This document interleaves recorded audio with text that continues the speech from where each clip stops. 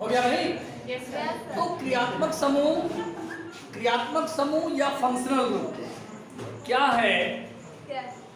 क्रियात्मक समूह या फंक्शनल ग्रुप वह समूह है, वह खंड है जो किसी भी यौगिक के रासायनिक गुणधर्म के लिए क्या होता है? उत्तरदायी होता है। क्या कहलाता है? क्रियात्मक समूह। तो आप लोग क्रियात्मक समूह की डिफिनीशन लिख लिए होंगे ना? Yes, sir. लिखे कि नहीं लिखे? Yes, sir. जो ना लिखे हो फिर से लिख लीजिए। Yes, sir. क्रियात्मक समूह क्या है कि किसी भी कार्बनिक अणु का वह खंड या वह भाग जो उसके रासायनिक गुण के लिए क्या होता है? उत्तरदायी होता है। क्या कहलाता है? क्रियात्मक समूह कहलाता है। अब जरा देखिए, पहला आप क्रियात्मक समूह एक तरफ हाथ डालिएगा। क्रियात्मक समूह का नाम।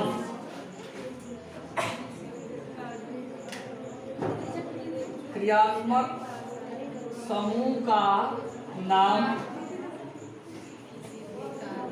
संकेत, प्लीज बी क्वाइट, पूर्व लग्न, और अगला क्या चीज? अनुलग्न।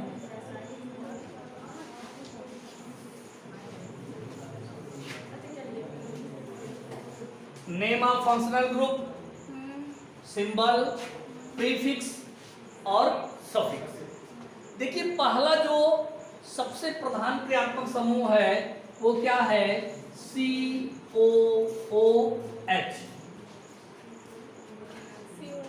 COOH। नाम क्या है इसका? कार्बोक्सिलिक अम्ल। कौन सा अम्ल? कार्बोक्सिलिक अम्ल। इसका पूर्व लग्न होता है कार्बोक्सी, और अनुलग्न क्या होता है? Oic acid. नोट करते चलिए। कार्बोक्सिलिक अम्ल, इसका सिंबल क्या है? COH, कार्बोक्सी, और उसके बाद ओइक एसिड। ध्यान दीजिए, ये सबसे प्रधान ग्रुप है। ऐसा बाकी इसके कुछ व्युत्पन्न हैं, इसके डेरिवेटिव्स हैं। कैसे डेरिवेटिव्स हैं जरा ध्यान दीजिएगा। यहाँ पर ब्लैक बोर्ड पे आप अगर ध्यान देंगे तो ये कार्बोक्सिलिक अम्ल का स्ट्रक्चर होता है C double bond O single bond O single bond H। एक चीज आप पहले पढ़े होंगे कि बंध जो है, जो कोवैलेंट बॉन्ड होते हैं वो तीन प्रकार के होते हैं: सिंगल कोवैलेंट बॉन्ड, डबल और ट्रिपल। बेसिकली इनका टाइप 2 ही होता है, सिग्मा बॉन्ड्स और पाई बॉन्ड। पाई बॉन्ड, जो सिग्मा बॉन्ड होता है या एकल बंध होता है, ये सबसे ज्यादा मजबूत।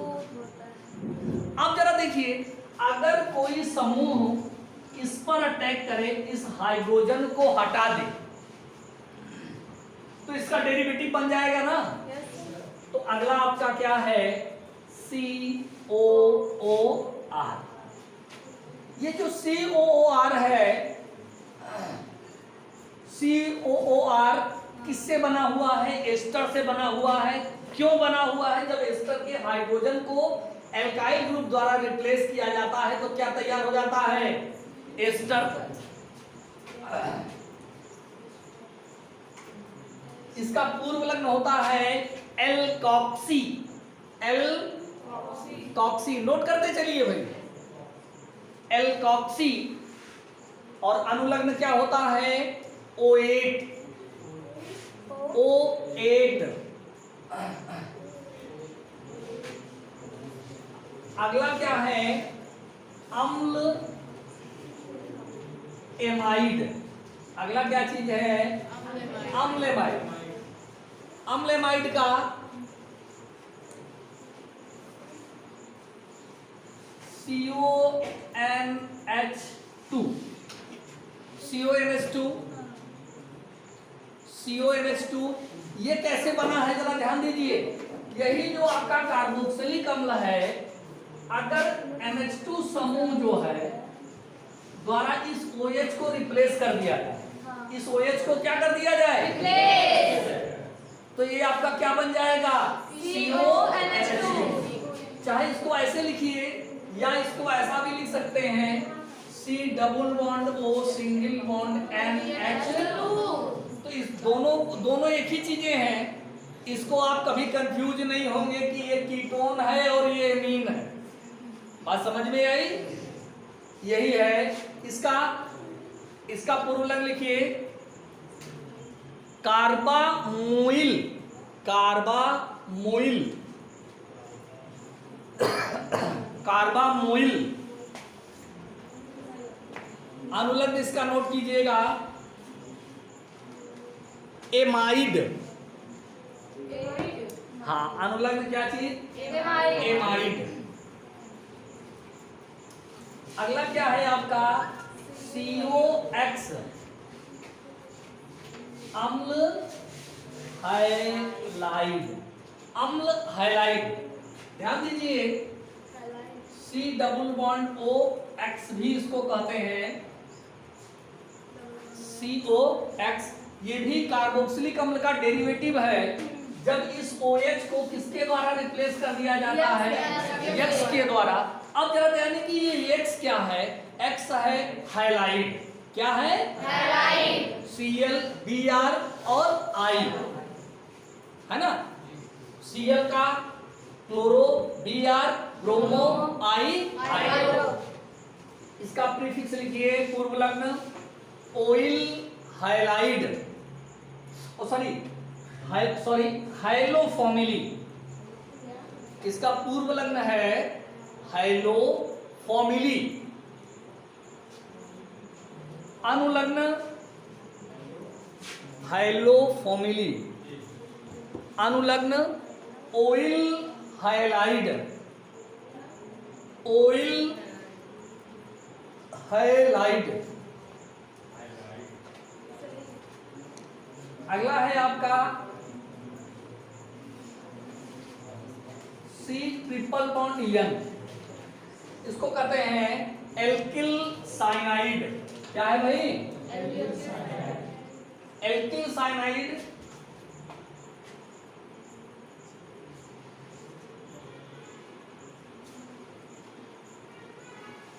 एल्किल साइनाइड, इसका पूर्वलग्न है साइनो। इसका पूर्वलग्न क्या यूज होता है, साइनो। अनुलग्न क्या यूज होता है, नाइट्राइल, नाइट्राइल, नाइट्राइल।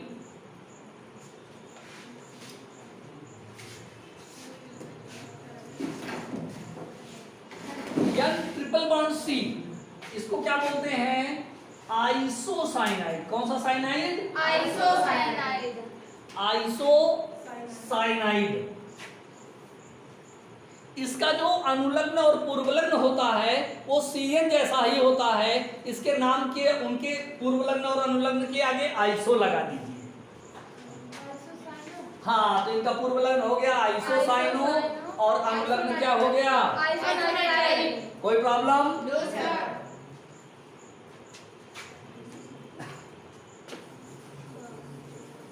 इसके बाद आप नोट कीजिएगा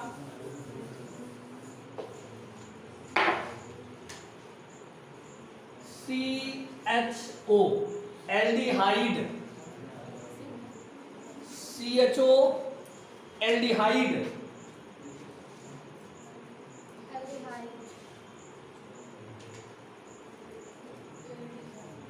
एल्डिहाइड। इसका प्रीफिक्स आप नोट कर लीजिए, एल्डो, एल्डो या फॉर्मिल, क्या, फॉर्मिल, हाँ। इसका एल्डो और फॉर्मिल दोनों प्रीफिक्स होता है। कहीं कहीं फॉर्मिल यूज हो जाता है, तो आप ये नहीं समझे, ये जानते रहें कि एल्डिहाइड का जो पूर्व लग्न होता है वो एल्डो के अलावा फॉर्मिल भी होता है। बच्चे अक्सर एल्डिहाइड का पूर्व लग्न एल्डो याद रखते हैं, क्योंकि एल्डो एल्डिहाइड एक जैसा है, इसलिए वो एल्डो तो याद रखते हैं। लेकिन अगर फॉर्मिल कर दिया तो फॉर्मिल भूल जाते हैं, उनको याद नहीं रहता। लेकिन इसका आपको याद रखना पड़ेगा, है ना। और इसका अनुलग्न क्या होगा? अल, एल, है ना, अल। कोई दिक्कत? इसके बाद सी डबल बॉन्ड ओ। अब जरा इसके लिए थोड़ा सा आपको होशियार रहना पड़ेगा। ये क्या चीज है? कीटोन है। कीटोन ये जो है, इसके लिए थोड़ा सा आपको होशियार रहना पड़ेगा। क्यों? ये सबसे कुछ डिफर है क्या? क्या डिफर है? अभी तो सी का ट्रिपल बॉन्ड CN में लगा हुआ था। और डिफरेंट कोई बताएगा क्या?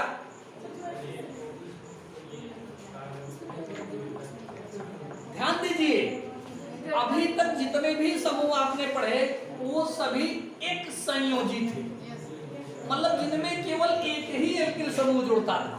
ध्यान दीजिए, चाहे ये एल्कोहल रहा हो, चाहे अम्लमाइड रहा हो, चाहे अम्ल हैलाइड रहा हो, चाहे कार्बोक्सिलिक अम्ल रहा हो, चाहे एस्टर रहा हो, उसके पहले केवल कौन जुड़ता था?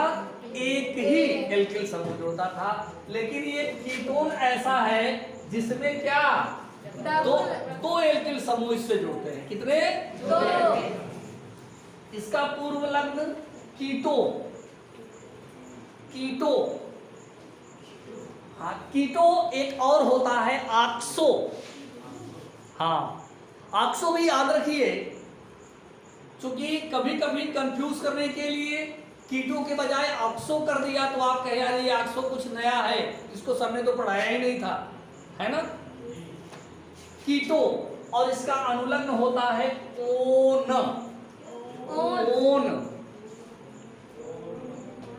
ओन। कोई दिक्कत? इसके बाद आपका है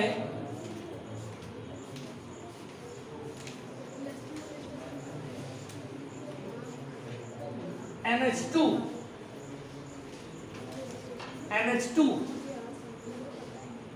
है ना,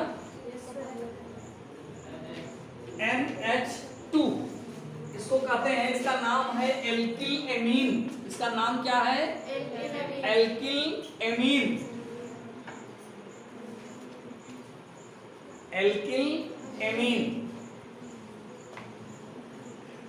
है ना। इसका पूर्व लग्न होता है एमीनो।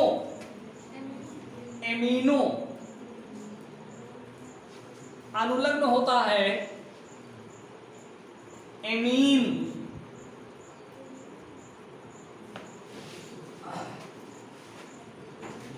OH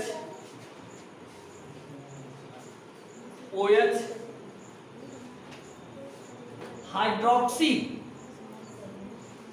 देखिए, हमको जरा थोड़ा सा कंफ्यूजन हो रहा है, ये NH2 नीचे है पर इसके पहले OH लिखा गया है।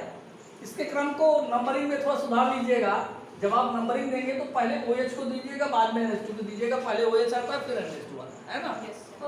ठीक है, बुक से अपना मैच कर लीजिएगा, है ना। OH हाइड्रोक्सी, इसको क्या कहते हैं? एल्कोहल। क्या है ये?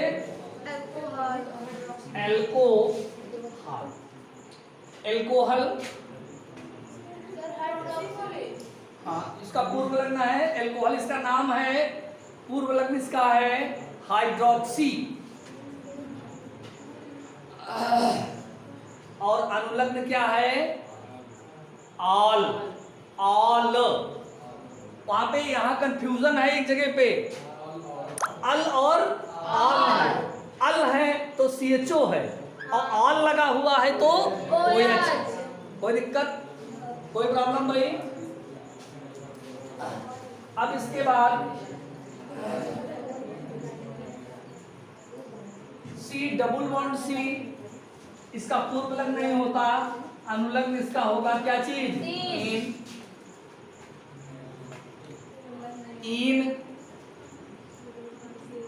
और एल्कीन इसको बोला जाता है, एल्कीन। अगला है एल्काइन।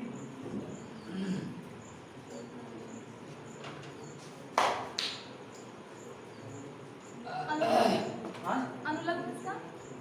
इसका अनुलग्न आइन, आइन। आप जरा ध्यान दीजिए, ध्यान दो बेटा। आज आपने क्या क्या जाना, आईयूपीएसी नामकरण कैसे करते हैं, आईयूपीएसी नामकरण करने के लिए कौन कौन से फैक्टर यूज होते हैं, प्रतिस्थापी क्या हैं, उनके पूर्व लग्न, पाद श्रृंखला, उनके पूर्व लग्न, कार्बन की संख्या, पूर्व लग्न, बंध, अनुलग्न, क्रियात्मक समूह, उनके पूर्व लग्न और अनुलग्न। एक चीज अब आप जान लीजिए कि दो चीज अभी आपको पढ़ना है, जनक श्रृंखला का चुनाव और जनक श्रृंखला का अंकन। इसके संबंध में केवल 3 नियम हम आपको बताएंगे और पूरी आईयूपीएसी आपकी कंप्लीट हो जाएगी। लेकिन उसके पहले ये जो आज आपने पढ़ा है, इसको आपको क्या करना रहेगा, याद रखना पड़ेगा। जनक श्रृंखला के बारे में आपको हमने बताया ही है, और जनक श्रृंखला के अंकन के बारे में कि किसी भी कार्बनिक यौगिक में कार्बन परमाणु की सबसे लंबी सतत का मतलब है कि कंटिन्यू, ऐसा नहीं कि आप अपनी कंटिन्यूटी को भंग कर दें।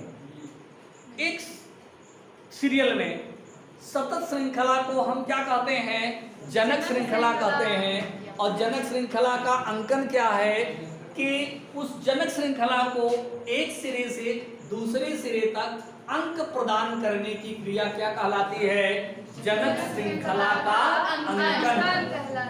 कोई दिक्कत? No sir. That's all for